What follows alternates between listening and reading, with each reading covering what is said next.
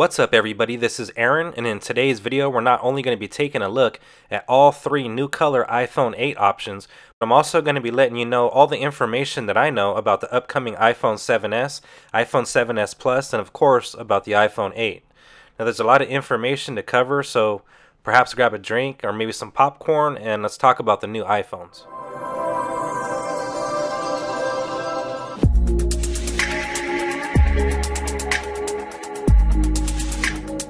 Welcome back, and first things first, let's go ahead and unbox all three color options, starting off first with the color black. Now, immediately unboxing the device, I have to say that it feels excellent in the hand. It has a nice amount of weight to it, and it appears to be of superior quality for a prototype. After removing the plastic from both the front and back, we can get a better look at just how nice the new iPhone 8 is going to look. A black screen on the Black Edition phone gives it a seamless look and actually hides three of the sensors that you'd normally see on a white front. The back of the iPhone 8 is made out of glass and has a very nice shiny look to it, which looks just like the Jet Black Edition current iPhone 7 and 7 Plus. With that being said, we can pretty much guarantee that this color is going to be called Jet Black. Now, this is my first time holding an iPhone 8 or an iPhone 8 prototype, and I'd just like to state that these dimensions are spot on.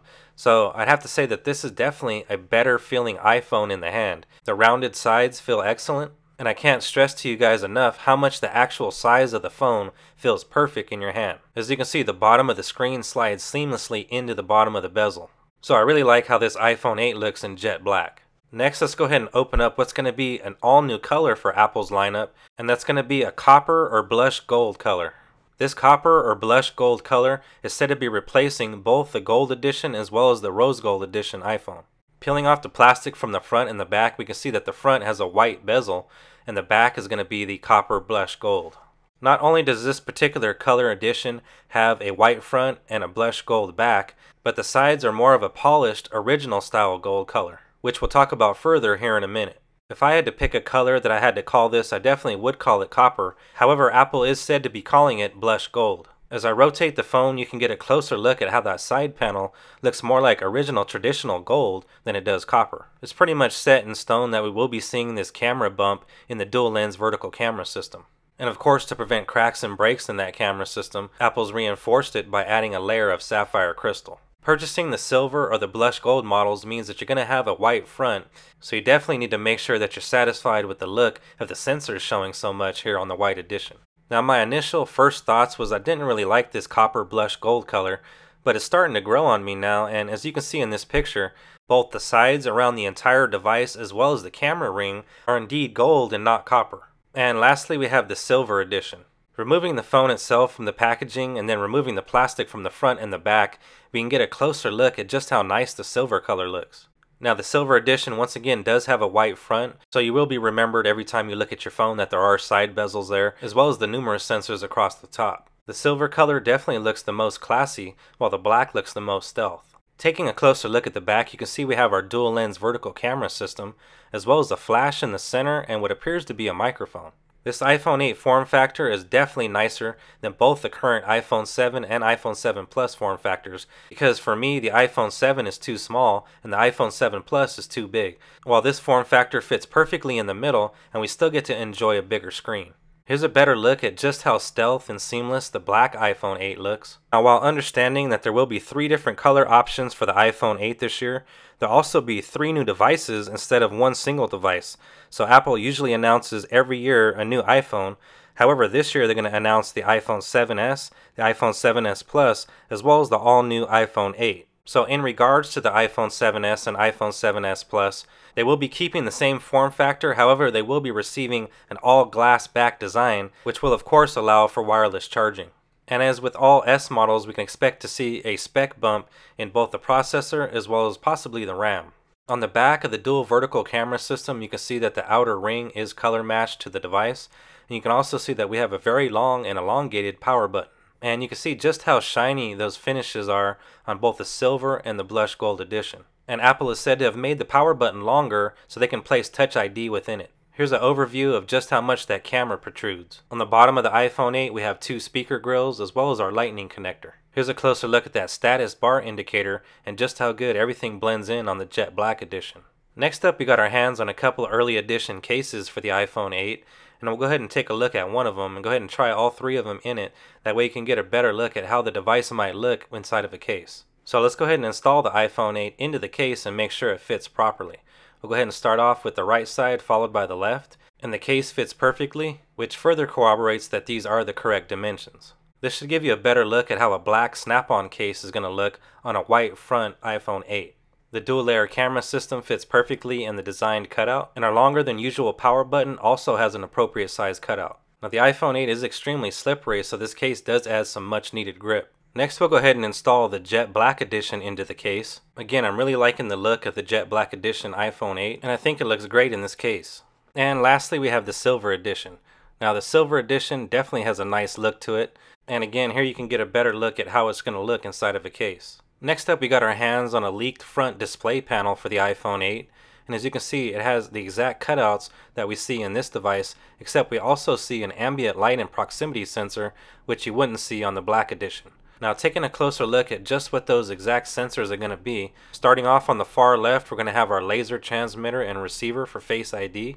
Immediately to the right of that is our FaceTime camera, and in the center is our earpiece, and on top of that is our ambient light and proximity sensor. And immediately on the right of that is our second and third laser transmitter and receiver, for Face ID. Upon examination of the faceplate that we received, we can see that the side bezels are even smaller than the current iPhones. And you can also see just how those sensors and the camera lines up, as well as the earpiece.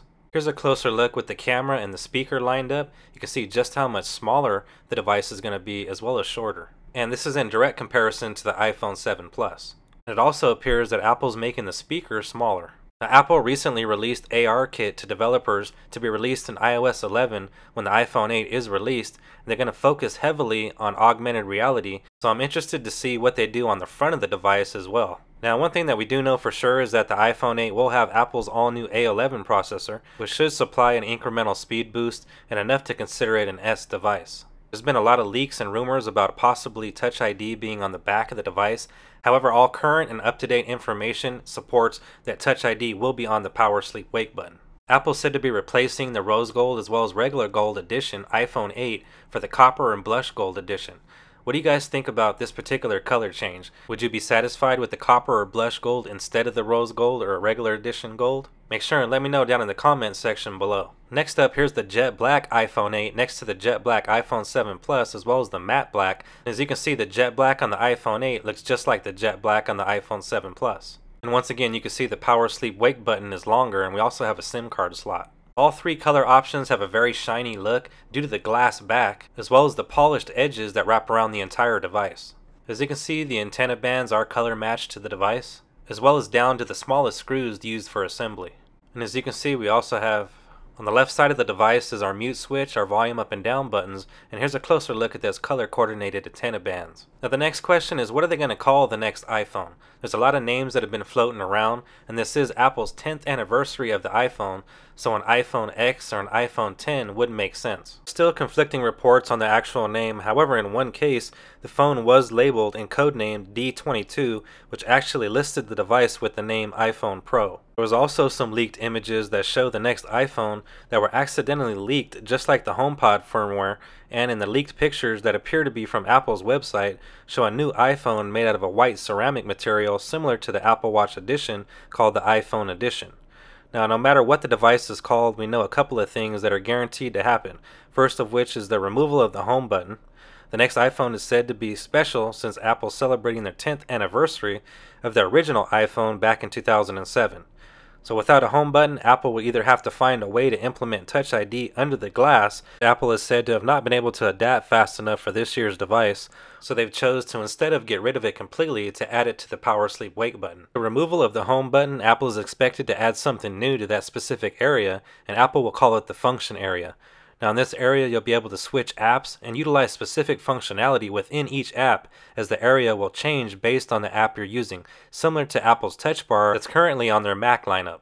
Apple is said to have spent a great deal of time planning out the function area and implementing it into iOS 11 smoothly. Something else that's pretty interesting is we'll be seeing a bump in resolution from the current 1920 by 1080 on the iPhone 7 Plus to a 5.8-inch OLED screen with a resolution of 2436 by 1125 on the iPhone 8. Facial recognition and Face ID, which by the way is codenamed Pearl ID, is said to work flawlessly with the ability to work while sitting on a flat table, as well as in apps, at night, and will even be able to detect such things as a smile, frown, and even dimples, and will ship with a smart cam, which will automatically adjust the picture settings according to your scenery.